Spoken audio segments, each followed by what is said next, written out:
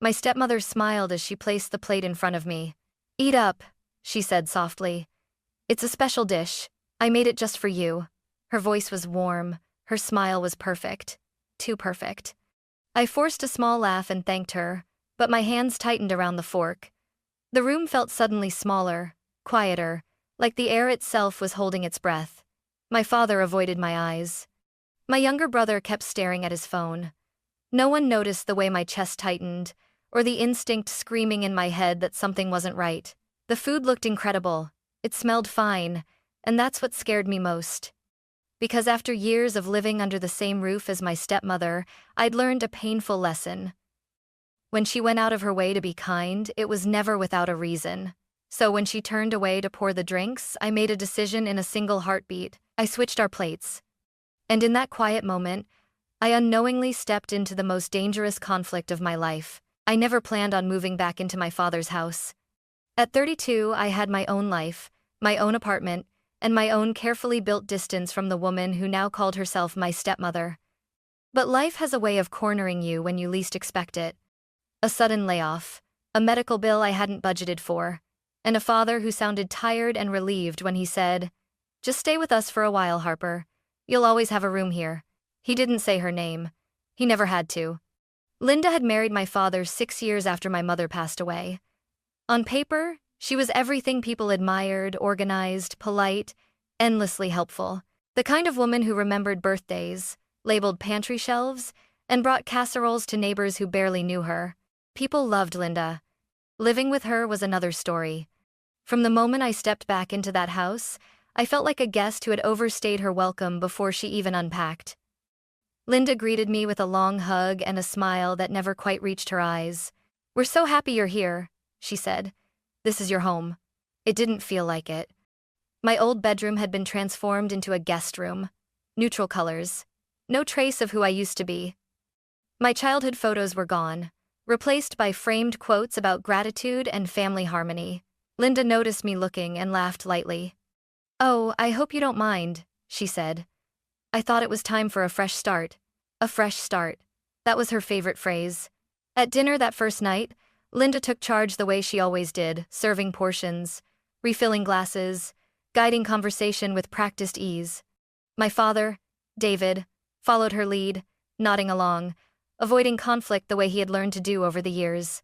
My younger half-brother, Ethan, barely looked up from his phone. "So," Linda said brightly, "how long do you think you'll be staying?" The question was casual. The message underneath it wasn't. "I'm not sure," I replied. "Just until I get back on my feet." "Of course," she said, smiling. Family supports each other. But later that night, as I lay awake in a room that no longer felt like mine, I realized something hadn't changed at all. Linda was still watching. Still managing. Still controlling every small detail under the mask of kindness. It was never the big things. Never shouting or obvious cruelty. It was the quiet corrections, the subtle reminders, the way she rearranged my groceries without asking, the way my father deferred to her even when it came to conversations between him and me. "You left the window open," she'd say gently. "That supplement might not be right for you," she'd suggest. "I made something healthier for you tonight. Always for you. Always framed as care." I told myself I was being sensitive, that I was stressed, that grief and pride made people imagine threats where there were none. But deep down, a familiar unease settled into my bones, because I had lived with Linda once before. And I remembered how, slowly and patiently, she made sure everything in the house revolved around her: rules, her timing, her decisions, her version of what was best. By the end of that first week, I understood one thing clearly. This wasn't just a temporary stay. It was a test. And I didn't yet know what would happen if I failed it. At first, I told myself I was overthinking. That's what people like Linda count on, that you'll doubt your own instincts before you ever question theirs. She never raised her voice, never said anything that could be quoted back as cruel. Everything she did came wrapped in politeness, concern, and carefully chosen smiles. But the little things began to stack up. It started in the kitchen. I noticed my groceries never stayed where I left them. Protein bars I bought for myself disappeared, replaced with healthier alternatives Linda insisted were better for me. Teas I preferred were swapped out for blends she brewed every morning and insisted I drink. "I worry about your stress levels, Harper," she'd say. "This one helps calm the body." It was always phrased like advice, like care. Then there were the routines. Linda began keeping mental notes of everything I did. What time I woke up, whether I'd eaten, how long I spent in the shower. She asked these questions casually, but she remembered every answer. "You slept late today," she said one morning at breakfast. "I couldn't fall asleep," I replied. She hummed. "You've always been sensitive." I hadn't. Or at least, I hadn't been before I moved back in. My father noticed none of it. Or maybe he noticed and chose not to. Either way, whenever I tried to hint that something felt off, he brushed it aside. "Linda's just trying to help," he said. "She worries." So did I. But not in the same way. One afternoon, I opened the medicine cabinet to find my vitamins rearranged. The bottle I'd brought from my apartment was gone, replaced with a new one, same label, different brand. "I switched it," Linda said from the doorway. "This one absorbs better." "You should have asked," I said, keeping my tone even. She smiled. "I didn't think you'd mind." I did mind. That night, I started writing things down. Not because I thought something terrible was happening, at least not yet, but because experience had taught me that patterns mattered. Dates, small changes, conversations that left me unsettled. The more I paid attention, the clearer it became. Linda was always present when it came to what I consumed. What I ate, what I drank, what I took for my health. She never forced anything. She just hovered, waited, and nudged until refusing felt rude. One evening, I skipped dinner, claiming I wasn't hungry. The disappointment on her face was instant, barely hidden. "You really should eat," she said. "Skipping meals isn't good for you." "I'm fine." She watched me for a long moment, then nodded. "All right, tomorrow then." The words sounded harmless. The tone wasn't. Even Ethan noticed something. "She's been really focused on you," he whispered one night when Linda wasn't around. "More than usual." That comment stayed with me, because I had noticed it too. By the end of the second week, the unease I'd tried to ignore had sharpened into something colder and more precise. I didn't know what Linda wanted, but I knew this much. She was testing boundaries, seeing how much control she could exert without being questioned, seeing how compliant I'd be, seeing how much my father would overlook in the name of peace. And the more I pulled back, the more attentive she became. By the time she announced that she'd planned a proper family dinner for the coming Sunday, something special, just for us, my instincts were already on high alert. I smiled and agreed, but inside, a quiet voice whispered a warning I couldn't ignore. Whatever Linda was preparing, it wasn't just a meal, and Sunday was going to matter. Sunday arrived wrapped in false calm. The house smelled different that afternoon, richer, heavier, layered with spices Linda rarely used. By late afternoon, she was already dressed, hair perfectly styled, moving through the kitchen with quiet confidence, as if this meal were a performance she'd rehearsed many times. "I wanted tonight to feel meaningful," she said when she noticed me watching from the doorway. "We don't sit together like a real family often enough." The word real lingered between us. My father came home early, carrying a bottle of wine Linda had specifically requested. Ethan even put his phone away without being asked. Everything about the evening felt orchestrated, like everyone had been assigned a role and given instructions I hadn't received. The dining table was set with care cloth freshly pressed, candles lit, her good dishes brought out from the cabinet she usually kept locked. She only used them for holidays, or moments she wanted to remember, or moments she wanted others to remember. "Sit here, Harper," Linda said, guiding me into a chair beside her instead of my usual seat across the table. Her hand lingered on my shoulder just a second too long. Dinner began pleasantly enough. Small talk, compliments about the food. Linda accepted praise modestly, brushing it off with a laugh. "Oh, it was nothing," she said. "I just wanted to do something nice." But I noticed she hadn't served the plates yet. Instead, she carried mine separately from the kitchen, holding it with both hands as if it were fragile. "This one is yours," she said, smiling. "It's a special dish." My stomach tightened. "Special how?" I asked lightly. She tilted her head. "You always ask so many questions." The others laughed. I forced a smile and took the plate. The food looked perfect, carefully arranged, thoughtfully portioned, the kind of meal that belonged in a magazine spread.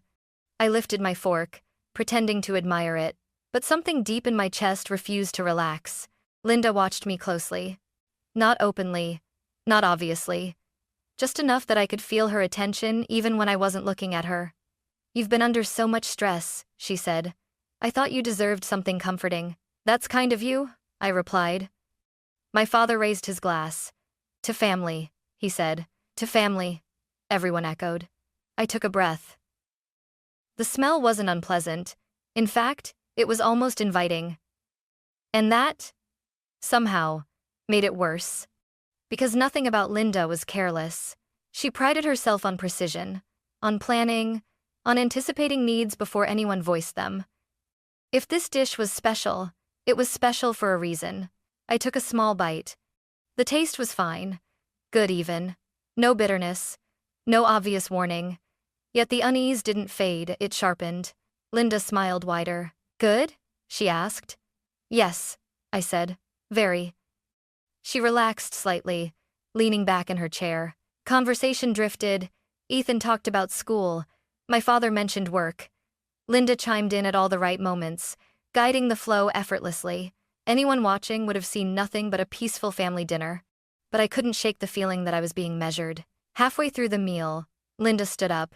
"I forgot the wine opener," she said. "I'll be right back." She turned toward the kitchen. Time slowed. I looked down at my plate, then at hers. They were nearly identical. My heart began to pound, not with panic, but with clarity. A quiet realization clicked into place, built from weeks of small observations, careful notes, and instincts I'd been taught to ignore. This wasn't about kindness. It was about control. And suddenly, refusing to eat felt too obvious, too confrontational. Whatever Linda wanted, she wanted it to happen quietly, without resistance. So I didn't push back. I didn't speak. When she disappeared into the kitchen, I acted. My hands moved with calm precision as I slid my plate to the side and pulled hers toward me. No sudden motions, no noise. Just a simple exchange, hidden behind the flicker of candlelight. By the time Linda returned, smiling with the bottle in her hand, I was cutting into what had been her portion. She didn't notice. Or maybe she didn't expect me to do anything at all.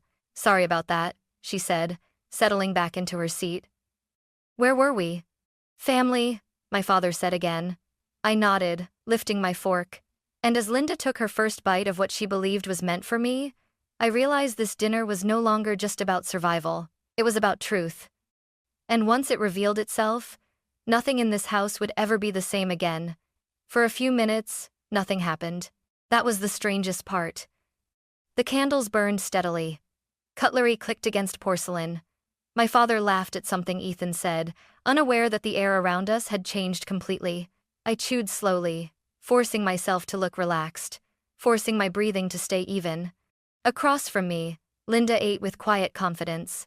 I watched her carefully, not like a daughter watching a mother, but like someone observing a process, waiting for a result. Her movements were controlled, deliberate. She took small bites, dabbed her lips with her napkin, nodded approvingly at the flavor. "You did a wonderful job," my father said. Linda smiled. "I'm glad everyone's enjoying it." Had. Kaz temper as lakes and be as standing. Her eyes flicked toward me. "Especially you, Harper." "I am," I said, meeting her gaze.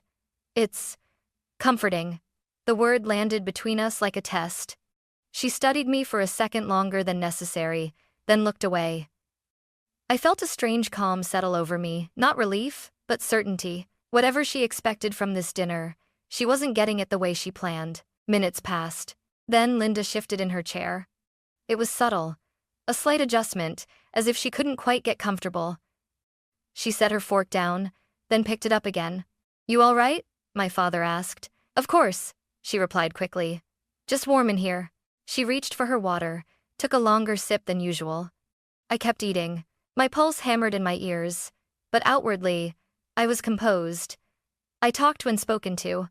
I smiled when appropriate. Inside, every second stretched, heavy with anticipation and dread. I didn't want anything bad to happen.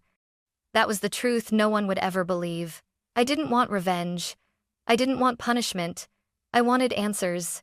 I wanted confirmation that the quiet fear I'd been carrying wasn't imagined. Linda cleared her throat. "Harper," she said suddenly, her voice a touch strained. "You haven't been sleeping well, have you?" The question came out of nowhere. "I've been fine," I said. She frowned. "You seem tense." My father looked between us. "Linda, maybe." "I'm just concerned," she interrupted. "You know how sensitive Harper can be." Sensitive. The words scraped against me. I set my fork down and folded my hands in my lap. "I feel great," I said evenly. "Why do you ask?" She hesitated. Just for a moment. Then she smiled again, but the warmth was gone. No reason. Another minute passed. Then another. Linda pressed a hand lightly against the table. "I think I need to sit back," she said. "Just for a second." My father stood. "Do you want me to—" "I'm fine," she snapped, then immediately softened her tone. "I mean, I'm fine. Probably just tired." She leaned back in her chair, breathing a little more deliberately now. Ethan glanced up from his phone, confused. "Mom?" "I said I'm fine," she repeated. I watched her carefully, every instinct alert. This wasn't about panic or shock, it was about control slipping. About a plan not unfolding the way it should. Linda hated uncertainty, and now it was written across her face. "Maybe we should call someone," my father suggested cautiously. Linda shot him a sharp look. "Don't be dramatic." I stood up.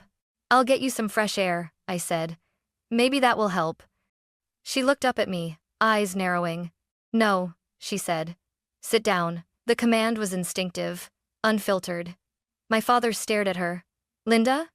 She realized what she'd done and forced a laugh. "I just don't want Harper fussing. She worries too much." I didn't sit. Instead, I walked to the sideboard and poured myself a glass of water, buying time, watching reflections in the glass cabinet. Linda's posture was rigid now. Her composure, so carefully built, was cracking. "I think we should slow down," my father said. "You don't look well." "I said I'm fine," Linda repeated, her voice tight. This time, I spoke. "Linda," I said calmly, "what exactly did you put in that dish?" The room froze. Ethan's phone dropped onto the table with a soft thud. My father turned toward me, eyes wide. "What kind of question is that?" Linda asked, laughing too loudly. "You make it sound like what?" I pressed. She stood abruptly, gripping the back of her chair. "Harper," she said through clenched teeth, "you're being inappropriate."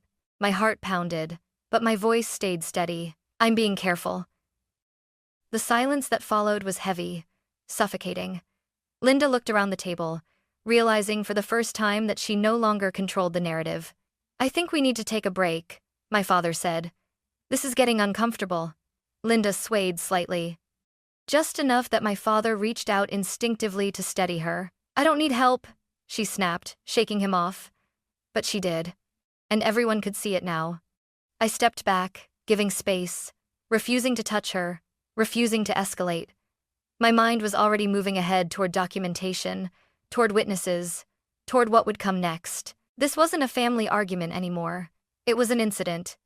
And for the first time since I'd walked back into this house, the power had shifted. Linda looked at me then, not with false kindness, not with control, but with something raw and exposed. Fear. Whatever she had intended for me that night had failed. And as my father reached for his phone, asking whether he should call for help, I knew one thing with absolute clarity. This was only the beginning. Because once a mask slips, it never fits the same way again. The house didn't erupt into chaos. That surprised me. There was no shouting, no dramatic collapse, no scene anyone would later describe as unthinkable. Instead, the tension thickened into something heavy and undeniable, pressing down on all of us until even breathing felt deliberate. My father stood frozen near Linda's chair, his phone half raised in his hand. "I think we should call someone," he said again. Quieter now. "Just to be safe." Linda's eyes locked onto his. "No," she said sharply. "Absolutely not." Her voice carried authority, the same tone she used when bills were due, when decisions were made, when disagreement was no longer an option. For years, that tone had worked. This time it didn't. "Dad," I said gently, "it's okay to ask for help." Linda turned toward me, And for the first time, she didn't bother pretending. The smile was gone. What remained was calculation. "Harper," she said slowly, "you're overreacting." "I'm responding," I replied. "There's a difference." Ethan stood up, uncertainty written all over his face. "Mom, you don't look okay." That did it. Linda realized she'd lost the room. My father lowered his phone, conflicted, torn between the woman he'd chosen and the daughter he'd raised. I could see years of avoidance crashing into a single moment of responsibility. "I'm calling," he said finally. Linda's hand shot out, gripping his wrist. "Don't," she said. "You'll regret it." The words weren't loud. They didn't need to be. I took a step back, creating distance, giving everyone space to witness what was happening without interference. My heart was racing, but my mind was clear. This was no longer about me proving anything. It was about others seeing it for themselves. My father gently pulled his hand free and stepped away from her. "I'm making the call," he repeated. Linda stared at him as if she didn't recognize him anymore. While he spoke quietly into the phone, I moved through the room, doing what instinct told me to do. I took photos of the table, the plates, the untouched portions of food. I wrote down the time. I noted who was present and what had been said, not out of malice. Out of self-preservation. Linda noticed. "What are you doing?" she demanded. "Protecting myself," I said calmly. She laughed, short and brittle. "From what? Me?" I didn't answer. Because answering would have turned this into an argument. And arguments fade. Documentation doesn't. The minutes that followed were slow and uncomfortable. A neutral voice on the phone asked questions. My father answered carefully. Linda sat rigidly, arms crossed, her composure partially restored, but something fundamental had changed. She no longer controlled the pace. Eventually, my father ended the call and looked at both of us. "They advised us to have her checked," he said, "just to be cautious." Linda stood up abruptly. "This is ridiculous," she said. "I won't be treated like a problem in my own home." "No one said that," he replied. "But you're thinking it," she snapped, her gaze flicking to me. "She put this in your head." I met her eyes. "You did that yourself." Ethan left the room quietly, overwhelmed. I didn't blame him. Some truths are too heavy to witness all at once. Later that night, after things settled into an uneasy calm, I retreated to my room and locked the door. That was when I allowed myself to shake. Not from fear, but from the realization of how close I'd come to dismissing my instincts. How easy it would have been to stay quiet, to keep eating, to let discomfort pass for peace. I opened my notebook and wrote everything down while it was still fresh.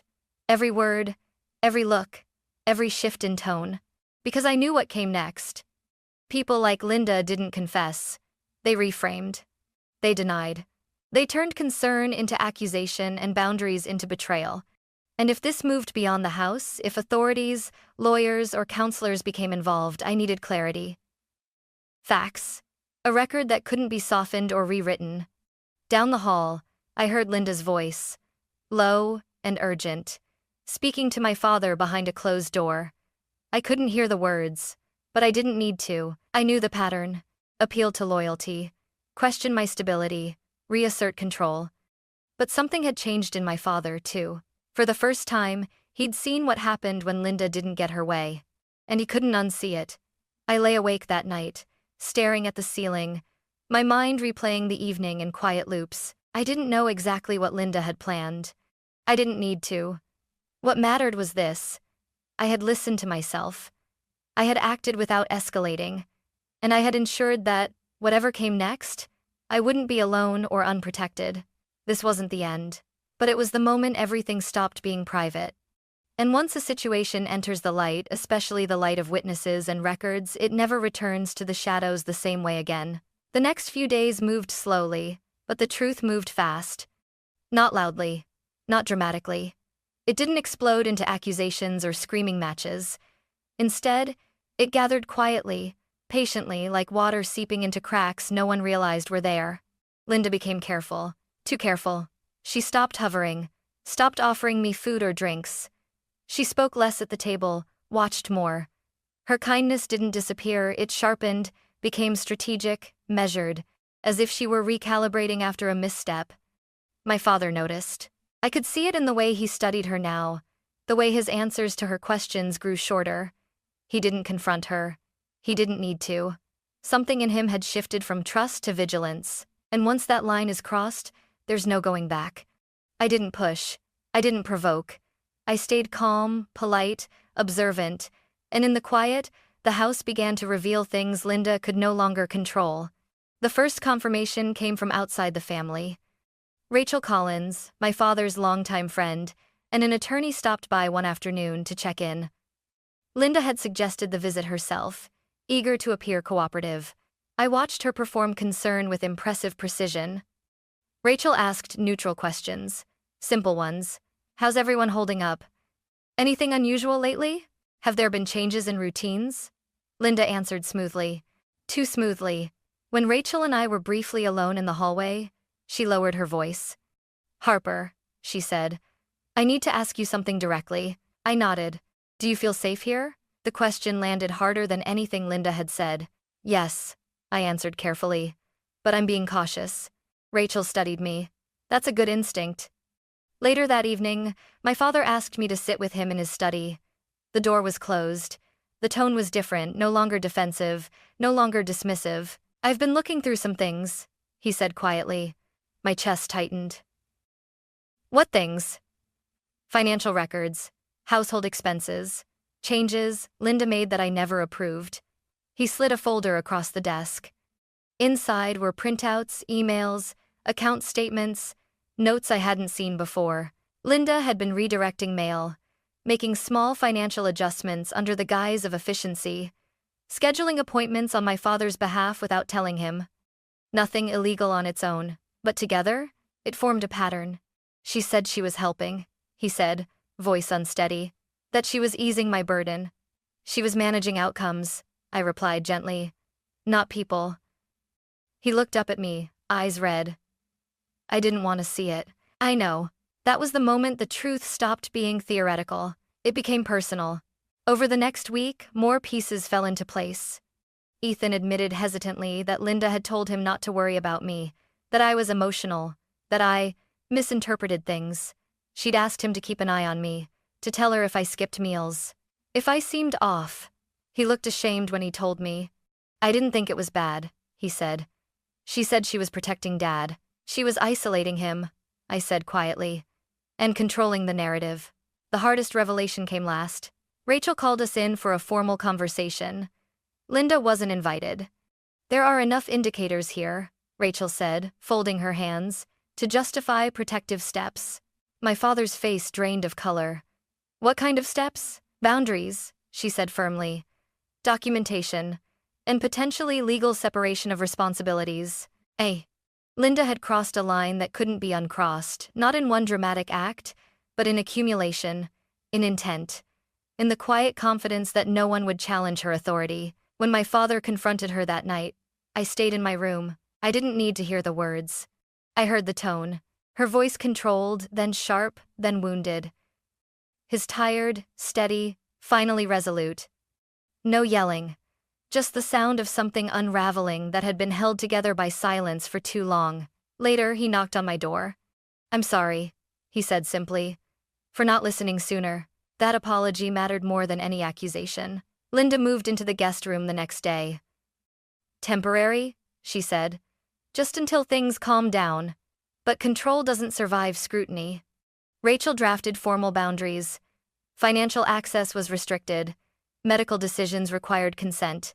Communication was documented, not punishment protection. Linda didn't rage. She didn't cry. She smiled, but the smile didn't reach her eyes anymore. And for the first time since I'd returned to that house, I felt something loosen in my chest. Not relief, not victory, clarity. Whatever Linda had intended, whatever she believed she could orchestrate it, had failed the moment I chose awareness over comfort. The truth hadn't rushed. It had waited. And now that it was fully visible, there was no version of events where it could be put back in the dark. What remained was the final confrontation. Not with anger, with accountability. And I knew it was coming. The confrontation didn't happen the way movies show it. There was no slammed door, no raised voices echoing through the house, no dramatic confession. It happened on a quiet Thursday morning, when the house felt almost peaceful again. Linda asked to speak with me alone. I think we should clear the air, she said, standing in the doorway of the living room. For the sake of the family. The phrase made my stomach tighten. I agreed anyway. We sat across from each other on opposite ends of the couch, a coffee table between us like a line neither of us would cross. Sunlight poured through the windows, exposing every detail, the tension in her jaw, the way her fingers twisted together in her lap. For a moment, she just looked at me. You've always been difficult, she said finally, her tone calm, measured. Even as a child. I didn't respond. She leaned forward. You see threats where there are none. You take concern and turn it into accusation. Concern doesn't need control, I replied. Her lips tightened. You don't understand what it takes to hold a family together. I understand what it costs, I said. That's when the smile slipped. Everything I've done, Linda said sharply, I did for this family. For your father. You did it for authority, I said. Not care. Her eyes flashed. You think you're smarter than me? I think I'm finally listening to myself. She stood up abruptly, pacing the room. You came back into this house and disrupted everything, she said. Your father was fine. Ethan was fine. And then you arrived with your notebooks and your suspicions. I remained seated, calm, grounded. You built a system where no one questioned you, I said. And when someone finally did, you called it instability. Set to mock it. She stopped pacing. Be careful, Harper, she warned quietly. People won't believe you. They never do. That was the moment I understood. This wasn't about the dinner. Or control. Or even fear of exposure. It was about power. You're right, I said softly. They didn't believe me. At first, her eyes narrowed. But they're paying attention now. She laughed. Short, bitter. Because you made a scene. No, I said. Because I didn't. Silence stretched between us. I kept records, I continued. I didn't accuse. I didn't escalate. I documented. And now professionals are involved. Her face drained of color. What professionals? She asked, too quickly. Legal, I replied. Medical, financial. She took a step toward me. You wouldn't. I already did. The room felt smaller, heavier. You're destroying this family, she whispered. I'm protecting myself, I said. And my father. Her composure shattered then, not into rage, but desperation. You don't know what it's like to manage everything alone, she said, voice shaking. To make decisions no one else is strong enough to make. You decided you knew better than everyone else, I replied. That's not strength. Footsteps echoed in the hallway. My father stood there, having heard enough. Linda, he said quietly. This conversation is over. She turned to him, stunned. You're choosing her? She demanded. I'm choosing clarity, he said. And boundaries. Her eyes moved between us, realizing there was no ground left to stand on. This isn't finished, she said, her voice cold again. You'll regret this. I stood up. No, I said. You will. Rachel arrived that afternoon. So did paperwork. Not dramatic. Not cruel. Just firm. Linda was informed calmly, professionally of the steps being taken. Restricted access. Required evaluations. Legal counsel recommended. Temporary separation of living arrangements. She didn't argue. She knew arguments no longer worked. As she packed a small suitcase, she avoided my eyes. The woman who once controlled every detail of this house now moved carefully, quietly, like someone navigating unfamiliar territory. At the door, she paused. I tried to help you, she said, without turning around. You tried to control me, I replied. She left without another word. The house felt different that night, lighter. My father sat at the dining table long after dinner had ended, hands folded, staring at the space where Linda used to sit. I should have listened sooner, he said. You listened when it mattered, I replied. And for the first time in weeks, I slept without fear. Not because everything was resolved, but because the truth had finally been spoken out loud, and once that happens, power changes hands.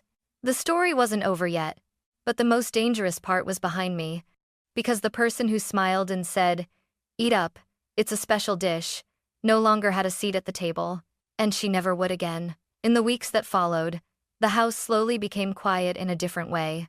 Not the tense, watchful silence that had wrapped itself around every conversation, but a calm, honest quiet. the kind that comes when nothing is being hidden anymore. Linda didn't come back. The legal steps my father took became permanent. Responsibilities were clearly defined. Boundaries were written down instead of implied.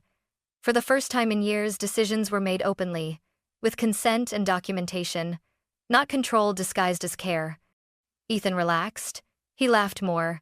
He stopped looking over his shoulder, and my father, my real father, began to feel like himself again. He asked questions. He trusted his instincts. He apologized more than once, not out of guilt, but out of growth. As for me, I didn't leave right away. I stayed long enough to make sure the system protecting us was solid.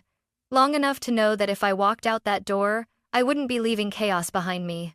I wasn't running anymore. I was choosing. When I finally moved out, it was on my own terms. I didn't feel angry. I felt proud. Proud that I listened to the voice inside me when it whispered instead of screamed. Proud that I didn't need proof of harm to justify protecting myself. Proud that I chose clarity over comfort. What happened at that dinner table taught me something I'll never forget. Danger doesn't always announce itself. Sometimes it smiles. Sometimes it speaks softly. Sometimes it says, "Eat up, it's a special dish." And sometimes, the bravest thing you can do is pause, trust yourself, and quietly refuse to play the role someone else has written for you. I didn't win by confronting her. I won by seeing clearly, and by choosing myself before it was too late.